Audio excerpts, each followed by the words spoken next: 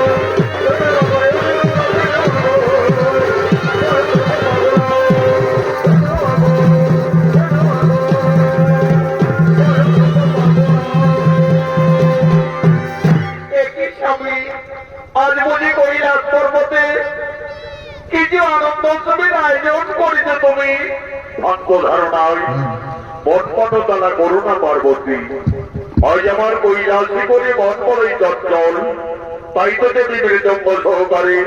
কেন স্বামী, তাহলে বুঝি কৈলাস পর্বতে আজ কিছু অশুভই দেখছো? না দেবী, তাও নয়। আজ মর্তধামে শ্রীনারায়ণ তার রাম অবতারে তার সহধর্মিনী লক্ষ্মী স্বরূপিণী দেবী সীতাকে আজ ওখানে দিতে চলেছে বনবাসে। একই বলছো নাথ? নারায়ণ তো রাক্ষস কল্পিনাথের জন্য রাম অবতারে মর্তলোকে গমন করেছে, তাছাড়া মর্তধামী লক্ষ্মী ছাড়া নারায়ণ কিভাবে থাকবে প্রভু? তাই তো দেবী, সেই রামায়ণের অপূর্ব লীলা জলদেবী মোর সাথে মর্ত স্বামী আজ তুমি নন ভরে করিবে দর্শন।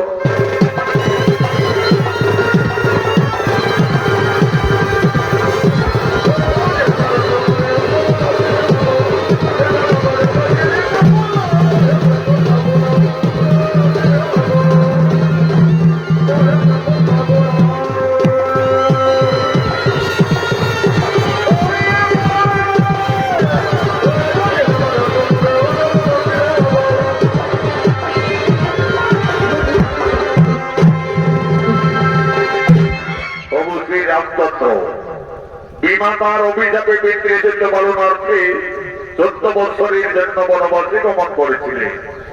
সঙ্গে ছিলেন সহধর্মিণী সীতা এবং অনুজ লক্ষণ। সেই বনবাস থেকে রাক্ষস রাজা রাবণ মা সীতাকে জোর করে হরণ করে লঙ্কায় নিয়ে যায়। প্রভু শ্রী রামচন্দ্র সাগর বন্ধন করে রাক্ষসকুল বিনাশ করে তার সহধর্মিণী দেবী সীতাকে লঙ্কার থেকে সজন্মনে মুক্তি করে ফিরে আনে অযোধ্যায়। বর্তমানে অযোধ্যার মহারাজ শ্রী রামচন্দ্র এবং রানী মা সীতা আনন্দেই রয়েছেন প্রজাবাসী বলে। আজ মা সীতার সঙ্গে তার 3 সহোদরী বোন ভরত লক্ষণ শত্রুঘ্নের স্ত্রী তারা সকলেই অযোধ্যার রাজপ্রাসাদের দিকে আগমন করছে।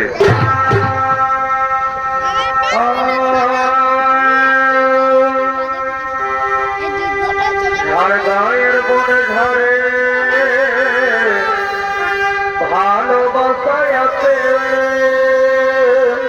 আচ্ছা আচ্ছা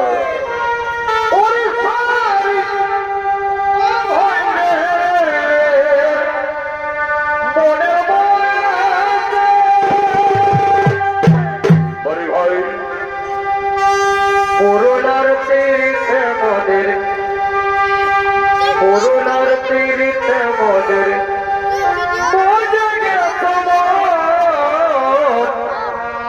ধমসামাদনে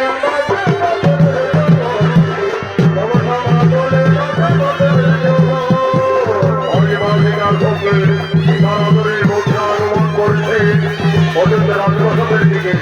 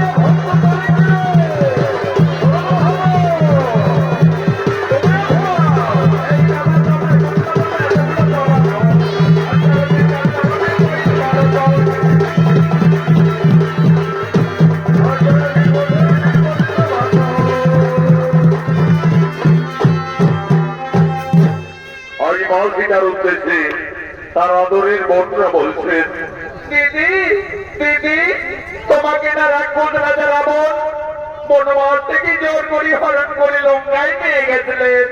দিদি সকলেই বলে ওই রাক্ষস রাবণের নাকি 10টি ভয়ঙ্কর মাথা ছিল, 20টি হাত ছিল। দিদি বলো না সেই রাক্ষস রাবণ দেখতে কতই ভয়ঙ্কর ছিল। ওরে বোনরা আমাকে ওই পাপিষ্ঠ রাক্ষস রাবণ বনবাস থেকে হরণ করে লঙ্কায় নিয়ে যায় ঠিকই, কিন্তু আমি কোনদিন নন ভরে ওই রাজা রাবণকে দর্শন করেছিলাম না।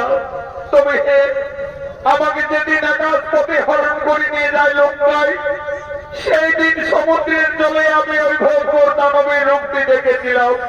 ওরে বন্ধুরা সেই রাক্ষস রাবণ দেখতে কতই ভয়ঙ্কর ছিলেন। আজ আমি রাজপ্রাসাদের মধ্যে তার শরীরের অঙ্গ প্রত্যঙ্গ সমস্তই অঙ্কন করবো।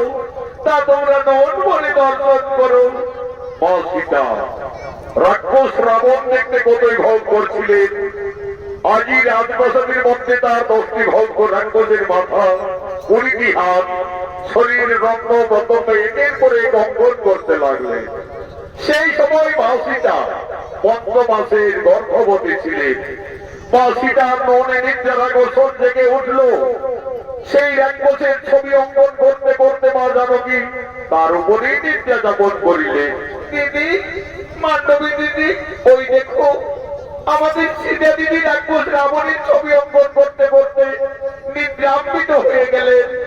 আমাদের সীতা দিদি 5 মাসের গর্ভবতী, তার বিশ্রামের খুবই প্রয়োজন। চলো দিদি, ততক্ষণে আমার রাজপ্রাসাদের অন্তরালে যাই। চলো।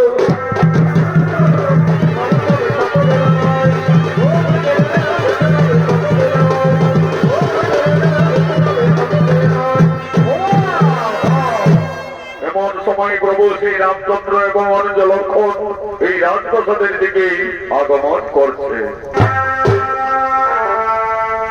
রাজার বেটা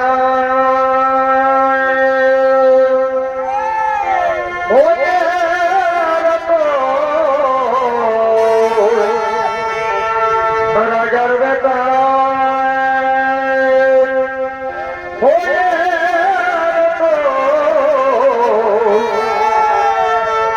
ঘরে ঘরে বড়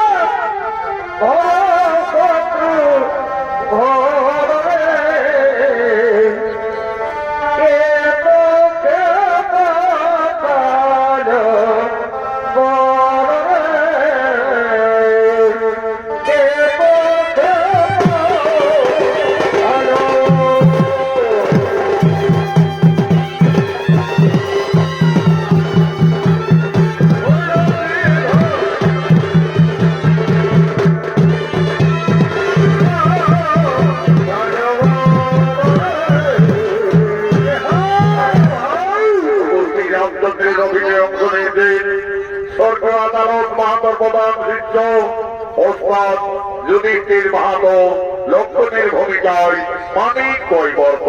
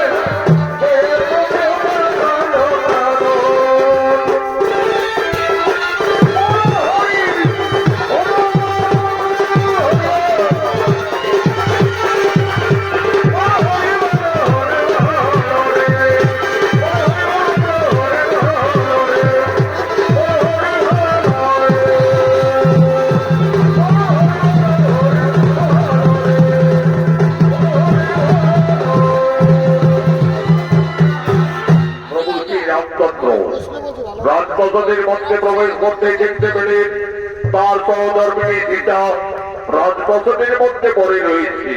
কি আমার সীতা ওইভাবে আজ প্রাসাদের নিচে পড়ে রয়েছে কেন? প্রভু শ্রী রামচন্দ্র এসে দেখলেন রাক্ষস রাজা রাবণের ছবি অঙ্কন করে তার উপরে তার একটি নিদ্রা যাপন করে রয়েছে। একই সীতা ওইভাবে রাক্ষস রাবণের ছবি অঙ্কন করে রাজপ্রাসাদের মধ্যে নিদ্রা যাপন করতে কেন? না না না না না না না, তা হতে পারে না, তা হতে পারে না। সীতা কেন রাক্ষস রাবণের ছবি অঙ্কন করে তার উপরে বিরাজমান? তাহলে কি আমার সীতা সত্যি লঙ্কায় গিয়ে রাক্ষস রাবণের প্রেমে পড়েছিল? হয়তো সীতা রাবণ রাজাকে কোনো ভুলতে পারেনি যে তার উপরে এখনো বিরাজমান। না না না না না, আমার সীতা অসতী। এই সীতা কলঙ্কিনী, যার জন্য আমরা দুই ভাই দিবারাত্রি মনে মনে কেঁদেছি, যার জন্য আমি ওকালি বালি রাজকে হত্যা করেছি, যার জন্য লক্ষ লক্ষ মানুষের সঙ্গে করে রাক্ষস বিরাজ করে, যে জানবীকে লঙ্কা থেকে মুক্তি করে অযোধ্যায় ফিরে এনেছি, আর সেই সীতা রাবণের এই ছবি অঙ্কন করে রাজপ্রাসাদের মধ্যে অবগাহন করে রয়েছে। না না না না না, আমার সীতা কলঙ্কিনী, এই সীতা বিচারিণী ও প্রাণের ভাই লক্ষ্মণ।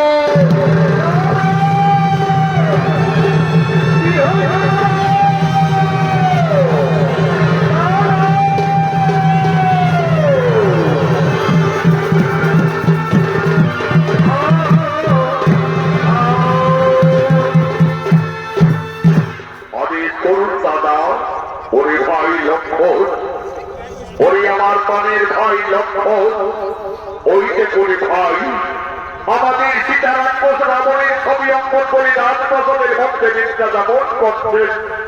ওরে ভাই লক্ষ্মণ, এই কলঙ্কিনী ওই তো লঙ্কায় গিয়ে রাক্ষস রাবণের প্রেমে পড়েছিল। ওই তো সীতা রাবণ রাজাকে কোনো ভুলতে পারেনি যে তার উপরে এখনো বিরাজমান। ওরে ভাই লক্ষ্মণ, এই কলঙ্কিনী যদি আমাদের অযোধ্যা নগরে থাকে, তাহলে আমাদের সূর্য মন্ত্রের বদনাম হয়ে যাবে রে ভাই, আমাদের ভূগোলের বদনাম হয়ে যাবে। পরিশ্রমের ভাই লক্ষ্মণ, এই কলঙ্কিনীর আর আমি মুখ দর্শন করতে চাই না। যাও তুমি এই বিচারকে দিয়ে এসো নির্বাসনে।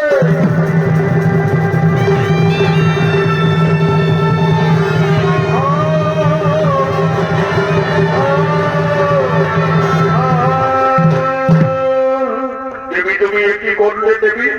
তুমি আজ আমাদের অযোধ্যার পবিত্র মাটিকে কলুষিত করে দিলে। ধীরে ধীরে মা সীতার নিদ্রার আকর্ষণ ভঙ্গ হল। চোখ মেলে চাইতে মা জানকী রাজপ্রাসাদের মধ্যে তার দেবর লক্ষ্মণকে দেখতে পেলে। লক্ষ্মণ, একই ভাই তুমি প্রাসাদে? দেবী তুমি একই করলে দেবী? তুমি কেন রাক্ষস রাবণের ছবি অঙ্কন করলে আমাদের রাজপ্রাসাদের মধ্যে? তুমি তার উপরে শোন করে নিদ্রা যাপন করতেছিলে। তুমি কি সত্যি লঙ্কায় গিয়ে রাক্ষস রাবণকে ভালোবেসে দিলে? তুমি কি রাবণকে কোনো ভুলতে পারোনি? না রে ভাই লক্ষ্মণ, আমি কিছু ভুল করিনি রে ভাই। আমি শুধু আমার ওই উর্মিলা বান্ধবী বন্ধের বোঝাবার জন্য এই রাক্ষসের ছবিটি আমি প্রাসাদের মধ্যে অঙ্কন করেছিলাম রে ভাই। তুমি জানো না দেবী, এই অপরাধী তুমি কলঙ্কিনী, এই অপরাধী তুমি বিচারিণী। যে রাক্ষস রাবণ তোমাকে বনবাস থেকে হরণ করে লোক করে নিয়ে যায়, সেই রাবণের ছবি অঙ্কন করে তুমি ভুল করেছ, অপরাধ করেছ। প্রভু শ্রী রামচন্দ্র আর কোনদিন তোমার মুখ দর্শন করবে না। আমার এই মুহূর্তেই তোমার দিতে হবে নির্বাসনে।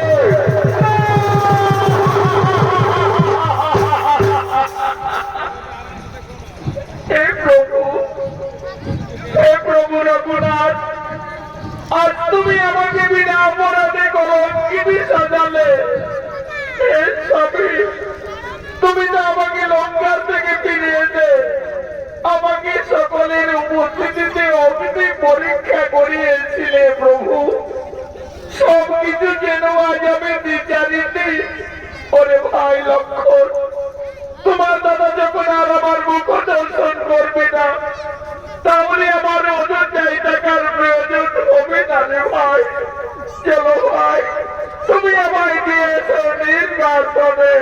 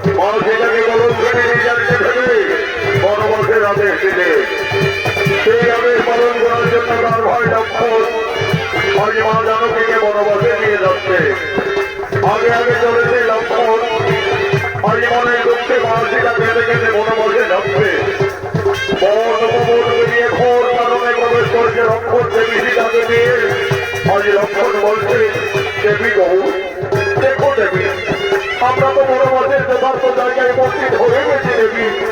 তুমি তোমার বড় মাস জীবনের কারণে চালাবে দেবী। তুমি আমাকে অযোধ্যায় ফিরে যাওয়ার অনুমতি দাও দেবী। আমাকে অযোধ্যায় ফিরে যেতে হবে, কিন্তু আমি কিভাবে একটি গর্ভবতী নারীকে মনের মধ্যে নিয়ে যাব? আমায় ক্ষমা করে দাও দেবী, আমায় তুমি ক্ষমা করে দাও।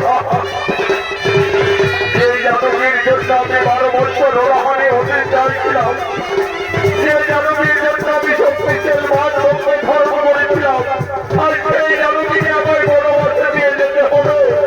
আমায় ক্ষমা করে দাও দেবী, আমায় তুমি ক্ষমা করে দাও। ওরে ভাই লক্ষ্য, তুমি তো তোমার বাবার আদেশ পালন করেছো রে ভাই। তুমি ফিরে যাও ভাই অযোধ্যায়। তোমার বাবা আমাকে বিয়ের সময় দিয়েছিলেন আমার গলার মুক্তার হার, কানের দুল, পায়ের নপুর, আমার বড় বসে এই অলঙ্কারী শোভা পাবে না রে ভাই। সেই অলঙ্কারগুলি ফিরে নিয়ে যাবে অযোধ্যায়। তোমার বাবা রঘুনাথের কাছে গিয়ে বলবে, দাদা তোমার আদেশ আমি পালন করেছি।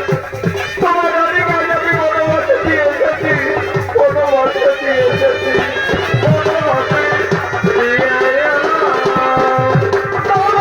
তোমার জানো ফিরে, তোমার জানো ফিরে,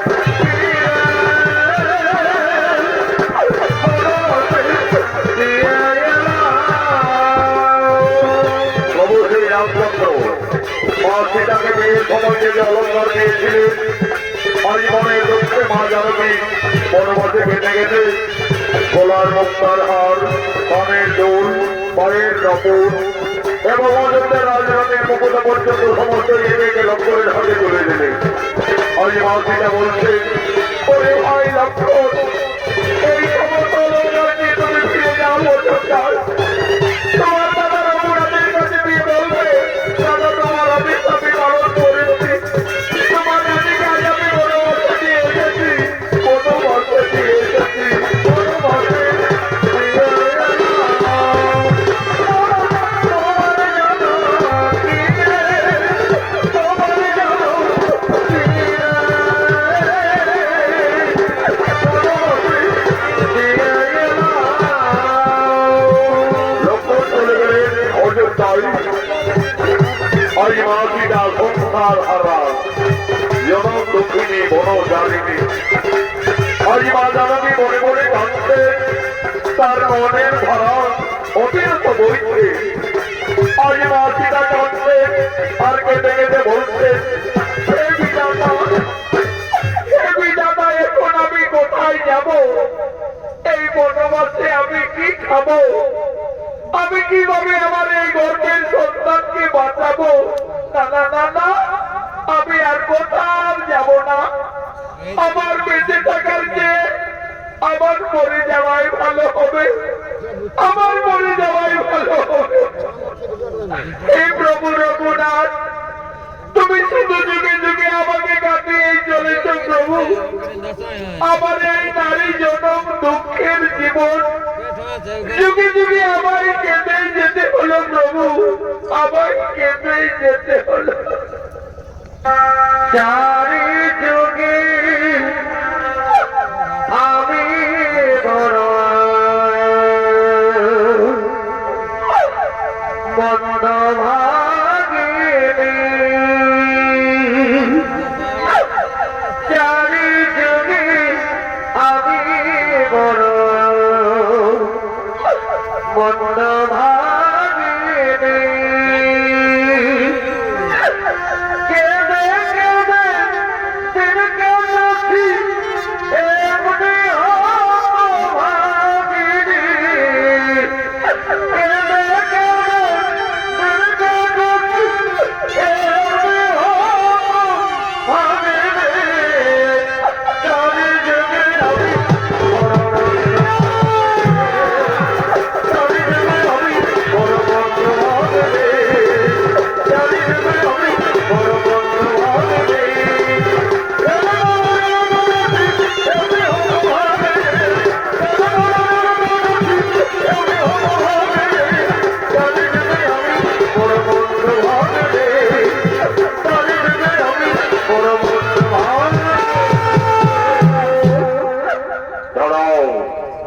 এ মা তুমি ঘোর মৃত্যুর কারণে কাঁদতে কাঁদতে মনের দুঃখে প্রাণ বিসর্জন দিতে যাচ্ছ। তুমি জানো না নারী, মানব জীবনে আত্মহত্যা মহাপাপ। বাবা, আমার বেঁচে থেকে কিছু লাভ হবে না যোগী বাবা। আমার স্বামী আমাকে বিনা অপরাধে কলঙ্কিত ভেবে আমাকে বনবাসে পাঠিয়েছে বাবা। আমি সংসার হারা জনক নন্দিনী সীতা। মা সীতা, তুমি বনবাসে এসেছো মা? আমি ঋষি বাল্মীকি, আমি জানতাম না জানো কি? একদিন না একদিন তোমাকে বনবাসে আসতেই হবে। মা সীতা, তুমি কেঁদো না মা, তুমি কেঁদো না। বিধির বিধান কেউ লঙ্ঘন করতে পারে না মা, বিধির বিধান কেউ লঙ্ঘন করতে পারে না। মা সীতা, তোমার বনবাস জীবন কাটাবার জন্য আমি এই তপবনে পূর্বে একটি সুন্দর পাতার কুটির নির্মাণ করে রেখেছি। চলো মা জানকী, তুমি না কেঁদে না ভেবে তোমার বনবাস জীবন ওই পাতার কুটিরে কাটাবে। চলো আমার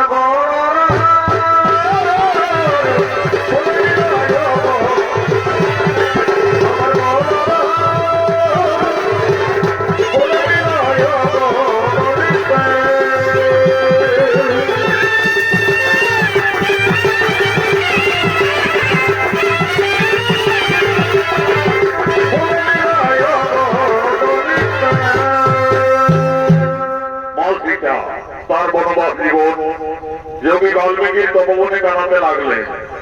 মা সীতার গর্ভে যখন 10 মাস 10 দিন পূর্ণ হয়ে যায়, সুন্দর একটি পুত্র সন্তানের জন্ম দেবে। আদর করে যোগী বাল্মীকি সেই ছেলের নাম রাখলেন লব। লব দিনের পর দিন মুনির আশ্রমে বড় হয়। আজ যোগী যোগ সাধনার জন্য তপবনের দিকে আগমন করছে।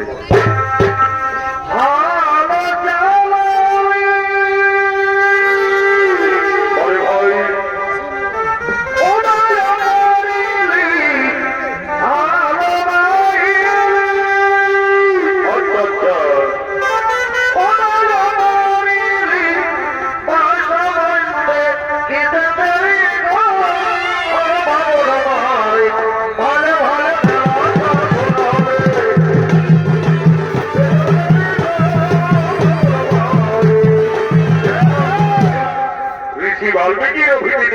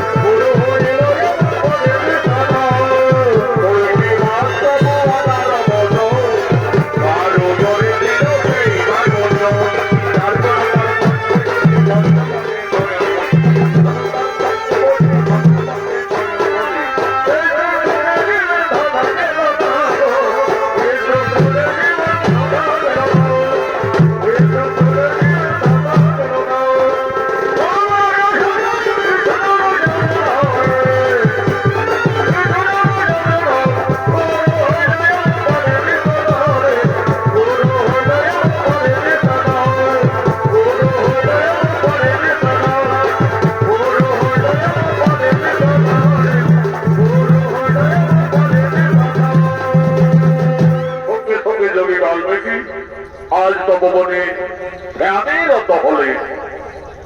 ওম নমঃ ওম নমঃ শ্রী ব্রহ্মদেবায় নমঃ। ওম নমঃ গুরু ব্রহ্মা গুরু বিষ্ণু গুরুদেব মহেশ্বর গুরুবে পরম ব্রহ্ম তস্मै শ্রী গুরুবে নমো নমো। এমন সময় মা সীতা এসে বলছে, বাবা বাবা। কি মা সীতা? বলো মা সীতা, তোমার কি হয়েছে মা? বাবা, আমার পুত্রের লাভ ওই দেখো বাবা, সেগুন বৃক্ষতলে ঘুমিয়ে আছে। বাবা, আমি ততক্ষণে ওই সরোবর থেকে স্নান সেরে জল নিয়ে ফিরে আসছি বাবা। দেখো মা সীতা, তুমি স্নানে যাবে চলে যাও, কিন্তু দেরি করো না মা, কারণ তোমার পুত্র লব ছোট্ট বালক, সে খুবই উপদ্রব করে। সে এখন ঘুমিয়ে রয়েছে থাক, আমি এখন এখানে ধ্যানে আছি। যাও মা, তুমি আর বিলম্ব না করে তাড়াতাড়ি স্নান সেরে জল নিয়ে ফিরে আসবে, যাও। সীতা গেল জলাশয়তে,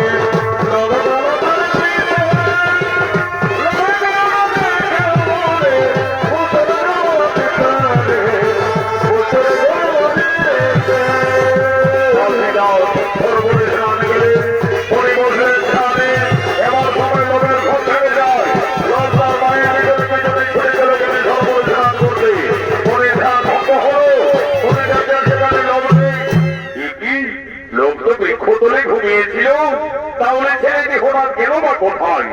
ওরে লাভ, তুমি কোথায় গেলে? ফিরে এসো। না না না না, এদিকে তো লোককে কোথাও দেখতে পাওয়া যাচ্ছে না। তাহলে কি বাগানে আম খেতে গেল নাকি রে বাবা? ছোট্ট বালক কাছ থেকে পড়ে যাবে। ওরে লাভ, তুমি কোথায় গেলে? ফিরে এসো। না না না না, এই তপবনে লবের কোথাও কোনো বার্তা পাওয়া যাচ্ছে না। তাহলে কি কোন হিংস্র প্রাণী ছেলেটাকে খেয়েই ফেললো নাকি রে বাবা? তাহলে তো সর্বনাশ হয়ে যাবে। সীতা সংসার হারা জনম দুঃখিনী বড় জানিনি, তার একমাত্র সন্তান তার পুত্র লোক। লোককে ঘুমিয়ে রেখে মা সীতা সরোবরে নামে গেছে, ফিরে এসে তার পুত্রকে না দেখতে পেয়ে নিশ্চয়ই মা জানকী কেঁদে কেঁদে পুত্র শোকে প্রাণ ত্যাগ করবে। না না না না না, আমি যোগী বাল্মীকি, আমি মা সীতার আর দুঃখ দেখতে পারবো না। যোগী বাল্মীকি লোককে না দেখতে পেয়ে লোকের সমারিতে সন্তানের মনে সৃষ্টি করছে।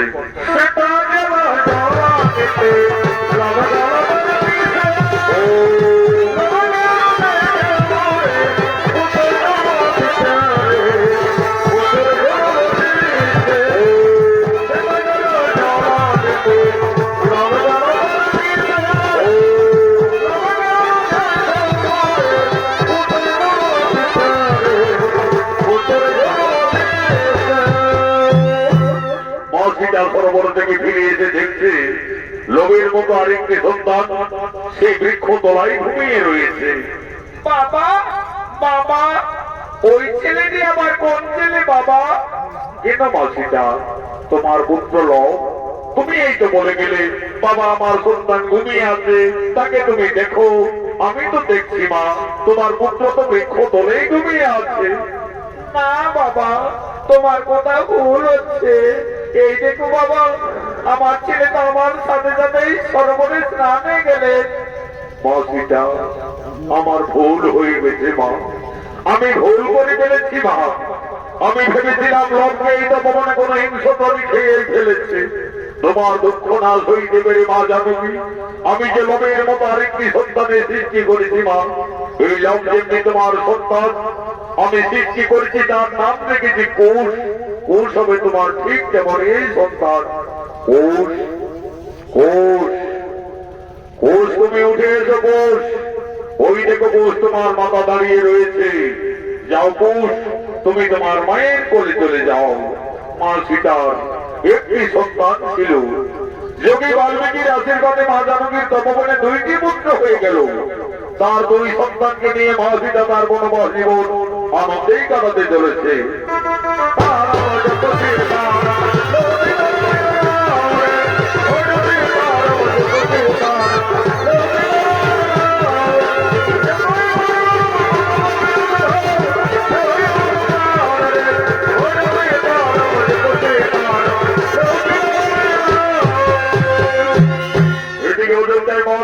রামচন্দ্র উৎসবের যজ্ঞের আয়োজন করেছে। যজ্ঞ সভায় গুলো করে বৈশিষ্ট্য রাজা রামচন্দ্র ভরত লক্ষণ শত্রুঘ্ন সকলেই আগমন করছে।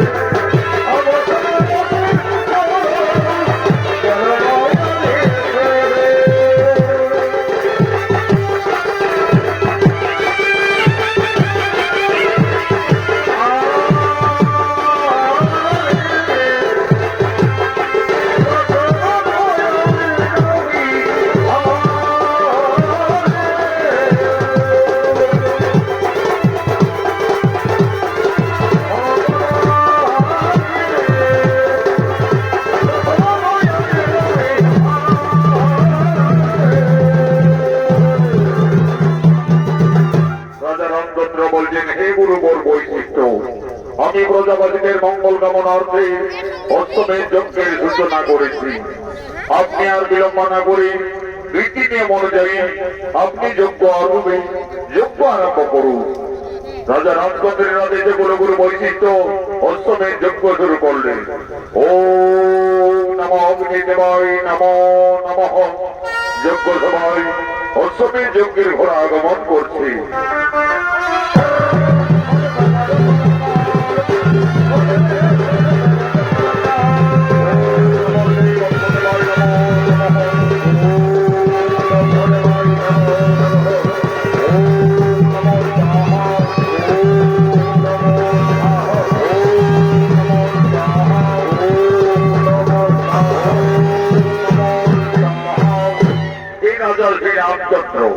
আমাদের অষ্টমের যজ্ঞ প্রায় সমাপনের মুখে। আপনি আর বিলম্ব না করে এই অষ্টমের যজ্ঞের ঘোড়ার কপালে সন্ধান করে লিপিবদ্ধ করুন। এই ঘোড়া রাজা রামচন্দ্রের অষ্টমের যজ্ঞের ঘোড়া। এই ঘোড়া যত দূর যাবে তত দূর অযোধ্যার সীমানা বলে পরিচিত থাকবে। আর যদি কেউ বাহু বলে এই ঘোড়াকে বন্দী করে তাহলে রাজা রামচন্দ্রের সঙ্গে যুদ্ধ করতে হবে। কুলগুরু বৈশিষ্ট্যের আদেশে রাজা রামচন্দ্র অশ্বমেধ যজ্ঞের ঘোড়ার কপালে লিপিবদ্ধ করলেন। ঘোড়া যজ্ঞ স্থল থেকে যাচ্ছে। ঘোড়ার পিছনে পিছনে অযোধ্যার সমস্ত সেনারা যেতে লাগলেন।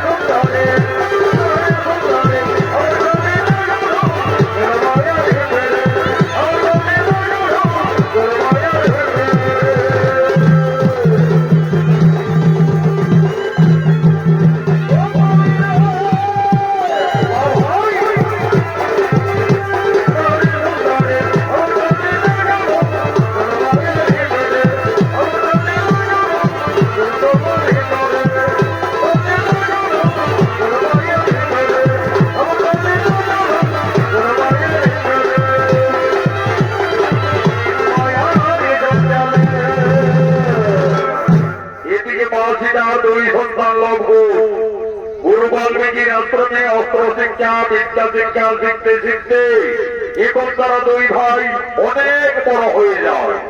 আর তারা মনের আনন্দে মনের তপবনে দুই ভাই খেলা করার জন্য আগমন করছে।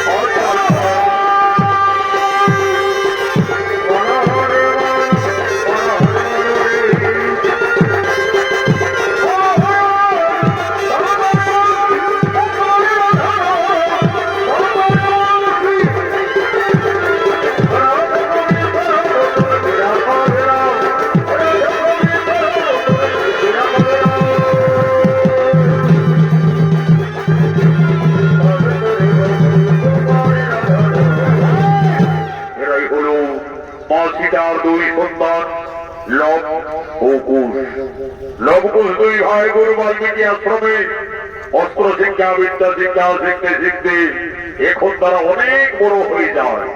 আজ তারা মনের আনন্দে মনের তপবনে দুই ভাই খেলা করার জন্য আগমন করেছে। এই লবকুশের ভূমিকায় অংশ নিয়ে আপনাদের মহান মঞ্চে মধ্যস্থ হয়েছে বিহার বেঙ্গল ঝাড়খণ্ড আন্দোলন সৃষ্টিকালীন পুরুলিয়া জেলার জঙ্গলমহল ব্যানের তত্ত্বতরুণ শিল্পী আকাশ চন্দ্র মাহাতো, মঙ্গল চন্দ্র মাহাতো।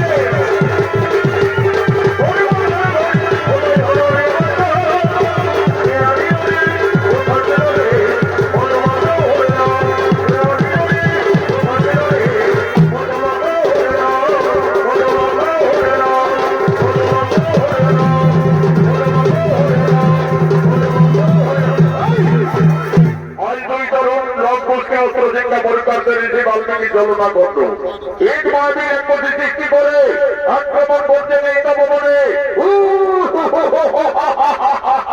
ওই ভয় কোন ওই দেখো ভয় একটি ভোগ করে বসে এই তপবনে থেকে ছুটে আসছে। চলো ভাই ততক্ষণে আমরা কুটিরে পালিয়ে যাবো। না দাদা, আমরা কুটিরে পালাতে যাবো কেন?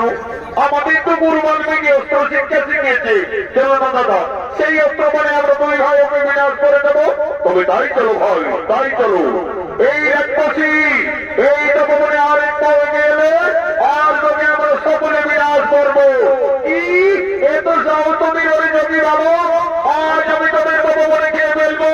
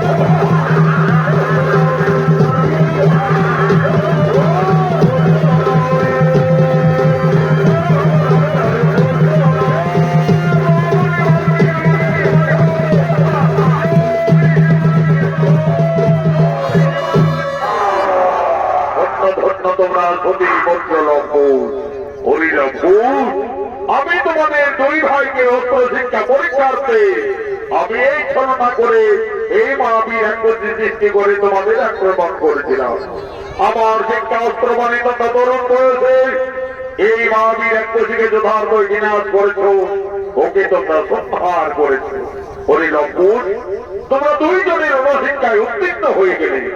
তোমাদের আশ্রমে বিদ্যা শিক্ষা অস্ত্র শিক্ষা সকলেই সম্পন্ন হল। কালকে আমি তিথি যোগে তোমাদের দুই ভাইকে মূলপত্র দান করব। কিন্তু দেখো লঙ্কুর গুরু বাল্মীকির আশ্রমে শিক্ষা করে যজ্ঞিত গুরুদেবের চরণ ধরে গুরু দক্ষিণা দিয়ে আশীর্বাদ চেয়ে নিতে হয়। মনে রাখবে কালকে তোমাদের দুই তরুণের গুরু দক্ষিণার দিন। তাই হবে গুরুদেব, তাই হবে। আমরা আমাদের মাতার কাছ থেকে আমাদের গুরু দক্ষিণা যথার্থই আমরা নিয়ে আসবো। দেখো লঙ্কুর মনে থাকে যেন কালকে তোমাদের দুই ভাইয়ের গুরু দক্ষিণার দিন।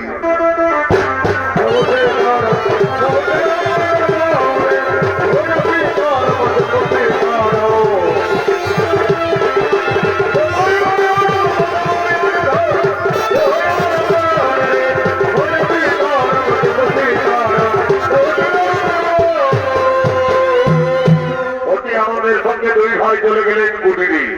কুটিরে গিয়ে তাদের মাতা সীতার কাছে তারা নিবেদন করছে। মা, মাতা তুমি কোথায়? কি হয়েছে লঙ্কুর? ওইভাবে মা মা চিৎকার করতে করতে কুটিরে এলি, তপবনে কিছু বিপদ হয়েছিল নাকি বাবারা? না মা, আজ আমরা তপবনে একটি ভঙ্গুর রাক্ষসীকে দুই ভাই বিনাশ করে দিয়েছি মা। আমাদের গুরুদেব বলেছে আমরা অস্ত্র শিক্ষায় উত্তীর্ণ হয়ে গেছি। আশ্রমে আমাদের বিদ্যা শিক্ষা সম্পন্ন হয়ে গেছে। কালকে আমাদের গুরু দক্ষিণা দিতে হবে। দাও মা, আমাদের গুরু দক্ষিণা দাও। ওরে লঙ্কুর, ওরে পুত্রগণ, তোমরা তো দুই ভাই বড় হয়েছ। তোমরা তো সকলেই বুঝতে পারছো আমরা যে বনবাসী বাবারা। আমাদের কুটিরে কিছু নেই লঙ্কুর। আমি কি দিয়ে তোমাদের গুরু দক্ষিণার থেকে মুক্তি করব? মা তুমি কেঁদো না মা, তুমি কেঁদো না। তোমার দিবারাত্রি কান্না আমরা যে আর কিছুতেই সইতে পারি না। জানো মা, আমাদের গুরুদেব বলেছেন চুরি করা অপরাধ হই, কিন্তু চেনা অপরাধ হই না। ওই তো মা অদূরে নগর দেখা যাচ্ছে। চলো না মা, আমাদের গুরু দক্ষিণার জন্য সকলের কাছে কিছু কিছু সাহায্য চেয়ে নেবে। মা সীতা একদিন ছিলেন অযোধ্যায় মহারানী, আজ সে ভাগ্য ফেরে সংসার হারা জনম দক্ষিণী বনবাসী। তার দুই সন্তানের গুরু দক্ষিণা দেওয়ার মতো মা সীতার কুটিরে কিছুই নেই। আজ মনের দুঃখে মা জানকী এই নগরের দ্বারে দ্বারে সকলের কাছে করজোড়ে নিবেদন করছে। হে ভক্তগণ, আজ আমি খুবই সংকটে পড়েছি। আমার দুই সন্তানের গুরু দক্ষিণা দেওয়ার মতো আমার কাছে কিছুই নেই। আজ আমি সকলের কাছে করজোড়ে নিবেদন করছি, আপনারা সকলেই কিছু কিছু সাহায্য করে আমার দুই সন্তানের গুরু দক্ষিণার থেকে আপনারা মুক্তি করে দিন, মুক্তি করে দিন।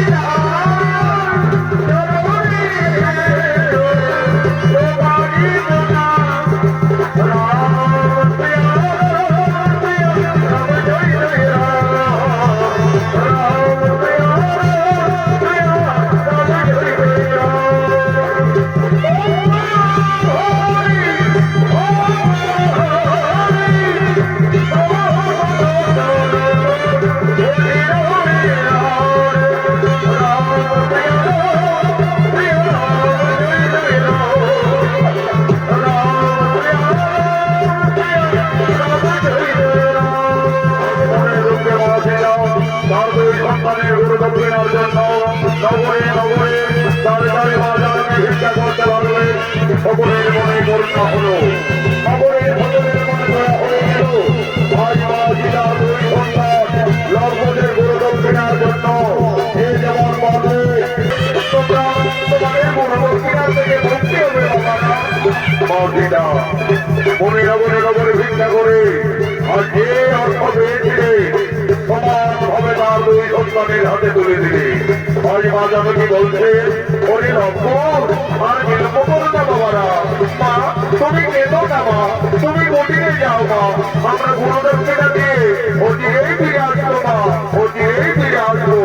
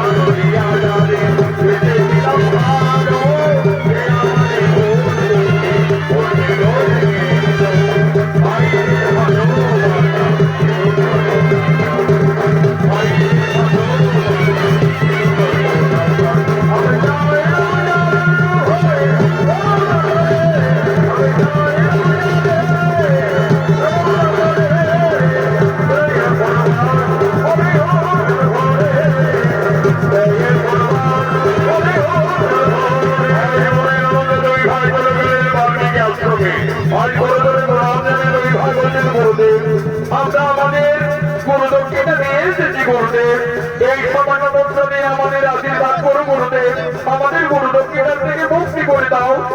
ধন্য ধন্য তোমরা সতী পুত্র লক্ষ্মণ, আজ আমি আনন্দিত, আমি গর্বিত। আমি তোমাদের পুত্র আশীর্বাদ করবো, তোমরা আরো শক্তিশালী হবে, আরো মহান যোদ্ধা হবে। এই নাম গুরুবর, এই নাম আমাদের গুরুদক্ষিণা। ওরে লক্ষ্মণ, আমাকে যে বিশেষ কাজের জন্য বৈদিকের মতো বকিলগুলি রাষ্ট্র থেকে চিত্রকূটে যেতে হবে। আমি এই তপবনে ফিরে আসা না পর্যন্ত তোমাদের দুই ভাইয়ের হাতে এই তপবন রক্ষার দায়িত্ব ভার দিয়ে যাচ্ছি। আমার আদেশ তোমরা পালন করবে, যেন এই তপবনের কিছু এসে আমি ক্ষতি না দেখতে পাই, তাই হবে গুরুদেব। আমরা দুই ভাই এই তপবনকে যথার্থই রক্ষা করবো, এই তপবনের আমরা কিচ্ছু করিয়ে দেব না। তাহলে লক্ষ্মণ, আমি যাই কপিল মনের আশ্রমে।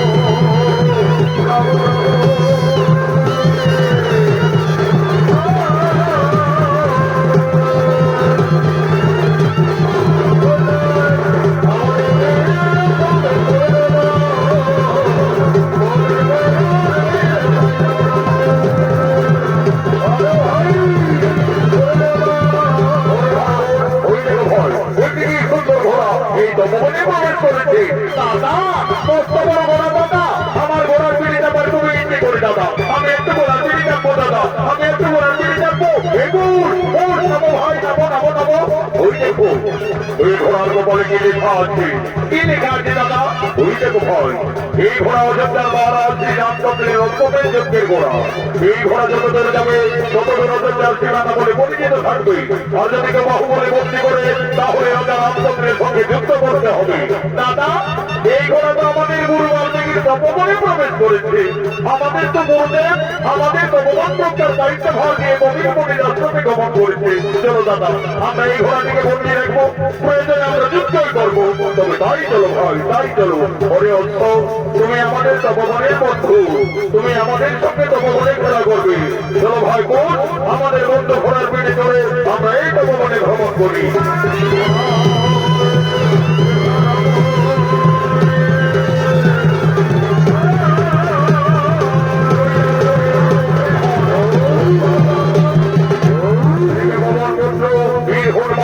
এসে বলতে এই বালক তোমাদের এত সাহস কি হলো কিভাবে আমার প্রভু রাজা রামচন্দ্রের রক্ষকে এই তপবনে ভর্তি করলে? তোমাদের আত্মপরিচয় কি? আমাদের পরিচয়, আমরা তো সতী মায়ের সন্তান, দুই ভাই লম্বুর। সতী মায়ের সন্তান অন্তর্জামী বীর হনুমান বুঝতে পারলেন, তাহলে এরাই হলো আমার মাতা সীতার সন্তান। আমি কিভাবে আমার প্রভুর সন্তানদের সঙ্গে যুদ্ধ করবো? না না না না না না না, তা হতে পারে না। আমি এদের সাথে যুদ্ধ করবো না। তার কাছে যদি আমি এদের সাথে পরাজয় স্বীকার করি, তাহলে প্রভু শ্রী রামচন্দ্রের সঙ্গে মা সীতার এই তপবনে অবশ্যই মিলন ঘটতে পারে। বুদ্ধিমতী রামভক্ত হনুমান আজ লঙ্কুশের সঙ্গে ছলনা করলেন। এই বলব এই ঘোড়াকে না ছাড়লে এই ঘোড়ার আগে তোমাদের শেষ করে দেবো। কি হনুমান, তুমি আমাদের বই দেখাবে? চলে এসো, দেখি কার বাহুটি মতো ঘুরতে আছে।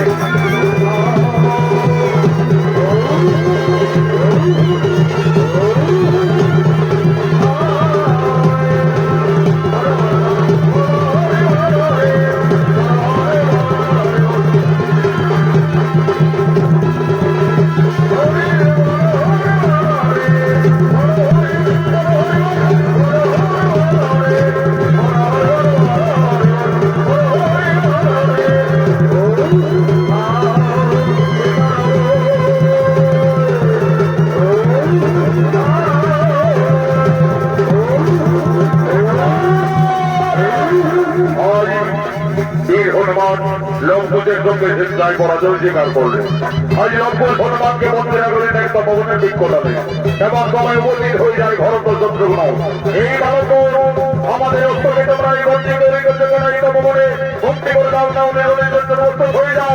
হ্যাঁ হ্যাঁ, আমরা উনির জন্য প্রস্তুত আছি, চলে এসো, এদিকে হারে আজকে দিবে।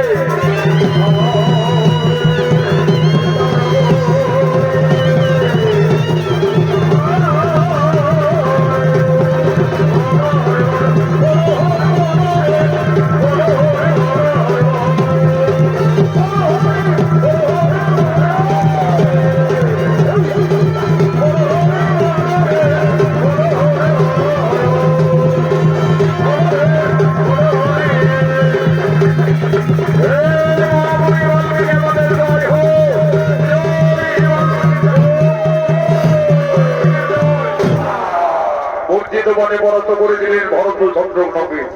এমন সময় উপস্থিত হয়ে যায় অযোধ্যার মহারাজ শ্রী রামচন্দ্র এবং অনুজ লক্ষ্মণ।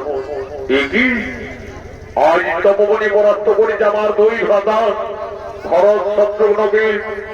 আজ পরাস্ত করে বন্দী রেখেছে পবন পুত্র বীর হনুমানকে, বন্দী করেছে আমার অশ্বমের যজ্ঞের ঘোড়াকে।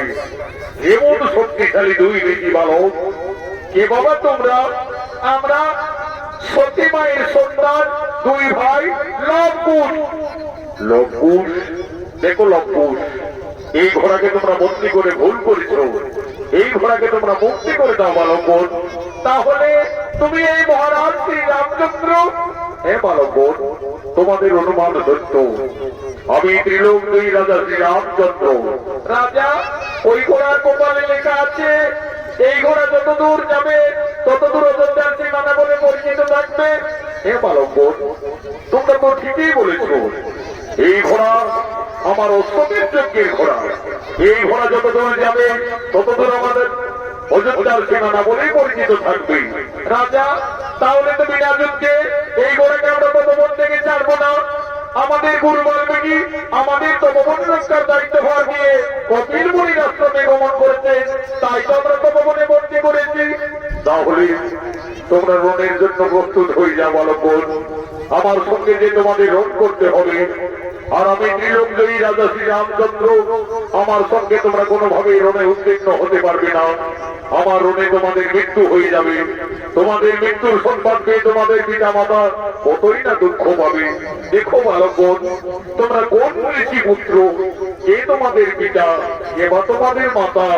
আমরা তো আমাদের পিতার নাম জানি না, এইটুকু জানি আমরা সতী মায়ের সন্তান, গুরু বাল্মীকি শিষ্য, দুই ভাই লবকুশ। লবকুশ? দেখো লবকুশ, কিভাবে আমি তোমাদের সঙ্গে রণ করতে পারি তার চাইতে তোমরা একবার আমায় পিতা সম্বোধন করু। আমি পুত্র ভেবে তোমাদের দুই ভাইকে ক্ষমা করে দেব। এই রাজা, তোমাকে আমরা বাবা বলতে যাবো কেন? তুমি আমাদের বাবা বলো না দেখছি। শান্ত হো বালকগণ, আমি যদি তোমাদের বাবা সম্বোধন করি তাহলে আমার অশ্বকে বিনাজনকে মুক্তি করে দেবে তো? তা নয়, বলে দেখা যাবে, আগে বলে দেখো না। আচ্ছা বালকগণ, আমি না হয় তোমাদের বাবাই বললাম। এই রাজা, তুমি কাকে বাবা বললে? আমাকে বাবা বললে না আমার দাদা লবকে বাবা বললে?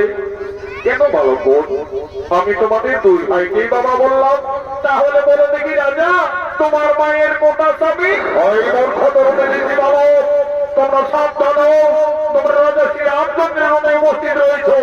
হে, আমরা সতী মায়ের সন্তান, রোগকে ভয় পাই না। চলে এসো রাজা সম্মুখ সমরে, বিনা যজ্ঞে না জানিব উৎসবের যজ্ঞের ঘোড়া।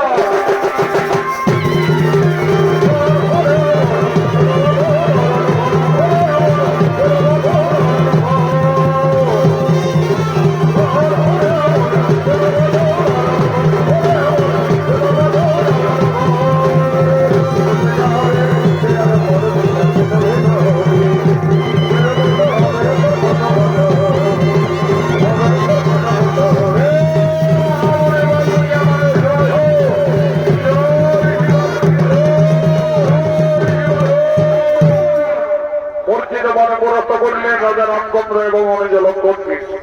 এদিকে কপিলমণির আশ্রম থেকে যোগী বাল্মীকি ফিরে এসে দেখতে লঙ্কুশ তপবনে সর্বনাশ করে রেখেছে। ওরে লঙ্কুশ, ওরে শিষ্যগণ কোথায় তোরা? আমার অবর্তমানে এইভাবে তপবনে অত্যাচার। গুরুদেব, আমরা তো তোমার আদেশ পালন করে চলেছি গুরুদেব। এই তপবন রক্ষা করতে গিয়ে এই সমস্ত যোদ্ধাদের রণে পরাস্ত করে রেখেছি। ঋষি দাদু, আমরা একটি জাত হনুমানকেও পরাস্ত করে বন্দী করেছি। ওরে, তোরা আবার হনুমান নাকি? কোথায় হনুমান বন্দী করেছো? ওই দেখো ঋষি দাদু, ওই তপবনের বৃক্ষ ডালে। ওরে বাবারে, এ যে ভয়ঙ্কর বিপদ দেখি বাবা। এ তো আমার পবন পুত্র বীর হনুমান। এই হনুমানের সঙ্গেও তোমরা ঝগড়া করেছ। ওরে লঙ্কুশ, এই রাজাদের না জেনে না শুনে কেন তাদের উপরে আঘাত করেছ? জানি ঋষি, এই রাজা বলছে আমি অযোধ্যার মহারাজ শ্রী রামচন্দ্র। আমার অশ্বমের যজ্ঞের ঘোড়াকে তোমরা বিনা যুদ্ধে ছেড়ে দাও। আমরা জানিনি গুরুদেব, আমরা তোমার আদেশ পালন করেছি। ওরে লঙ্কুশ, আমার আদেশ পালন করতে গিয়ে তোরা তো নিজেরাই নিজেদেরই সর্বনাশ করে নিয়েছিস। যা যা, তোদের মাতা সীতাকে তোরা তাড়াতাড়ি তপবনে ডেকে নিয়ে আয়। তোদের মাতা সীতাই বলবে ওই রাজার সঙ্গে তোমাদের পরিচয় কি। মা, তুমি তাড়াতাড়ি তপবনে এসো মা। বলি লঙ্কুশ, তপবনে কি হয়েছে বাবারা? মা, আজ আমরা যুদ্ধে জয়ী লাভ করেছি মা। একটি জাত হনুমানকে পরাস্ত করে বন্দী করেছি। ওই লঙ্কুশ, কোথায় হনুমান বন্দী রেখেছো বাবারা? ওই দেখো মাতা, ওই তপবনের বৃক্ষ ডালে বন্দী করে রেখেছি। ওই লঙ্কুশ, এই যে পবন পুত্র, এই বীর হনুমানকে তোমরা কেন বন্দী করিলে বাবারা? সে লঙ্কুশ, এই হনুমানকে তোরা তাড়াতাড়ি মুক্তি করেছে।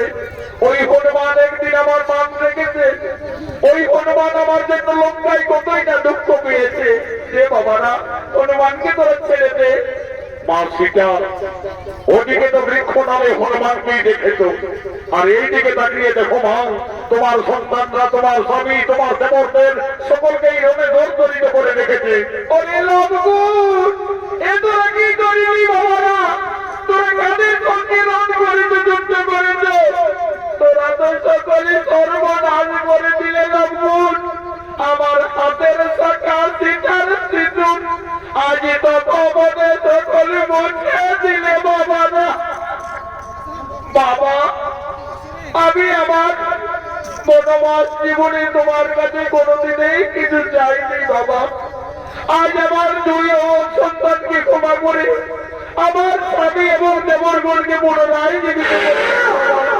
পুনরায় জীবিত করে দাও। মা সীতা, তুমি কেঁদো না মা, তারা কেউ মারা যায়নি মা, তারা লব বছর হয়ে অজ্ঞাত অবস্থায় পড়ে আছে। আমি এক্ষণে কমণ্ডলের জন্য ওম নমঃ হ্রিং সাহা উঠো রাজা শ্রীরামচন্দ্র। ওম নমঃ সাহা উঠো বীর লক্ষণ। ওম নমঃ সাহা উঠো বীর ভরত কুমার। ওম নমঃ সাহা উঠো শত্রুঘ্ন। হে রাজা শ্রীরামচন্দ্র, তুমি আমার অবর্তমানে আমার এই তপবনে এসে আমার এই দুই তরুণ শিষ্যর সঙ্গে এইভাবে রণ করতে পারো না, এইভাবে যুদ্ধ মানাই না। মনে পড়ে রাজা, একদিন তুমি তোমার রানীকে কলঙ্কিনী ভেবে ৫ মাসের গর্ভবতী অবস্থায় বনবাসে পাঠিয়েছিলে।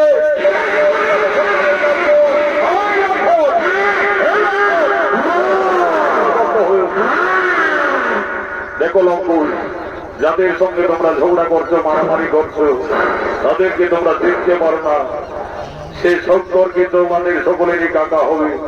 আর যে রাজার সঙ্গে তোমরা যুদ্ধ করেছো, ওই রাজা শ্রীরামচন্দ্রই হলো তোমাদের জন্মদাতা পিতা। গুরুদেব, ওই রাজা আমাদের জন্মদাতা পিতা?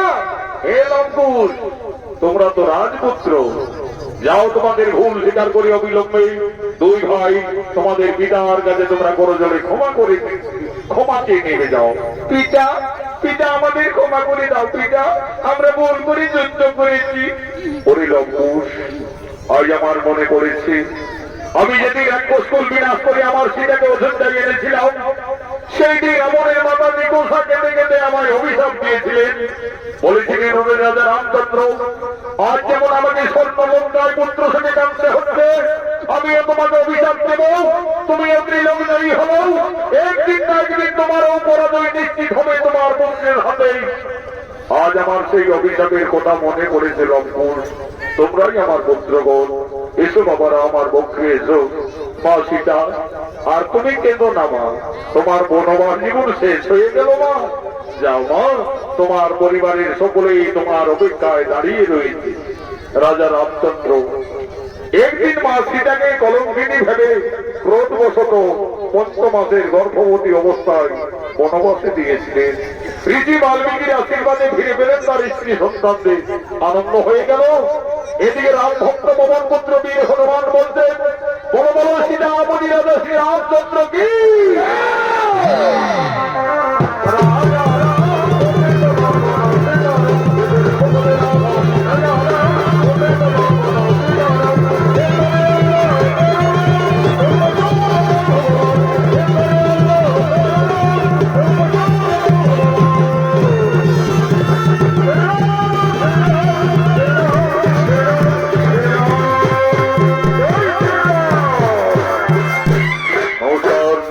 নমস্কার মাননীয় দর্শক মন্ডলী।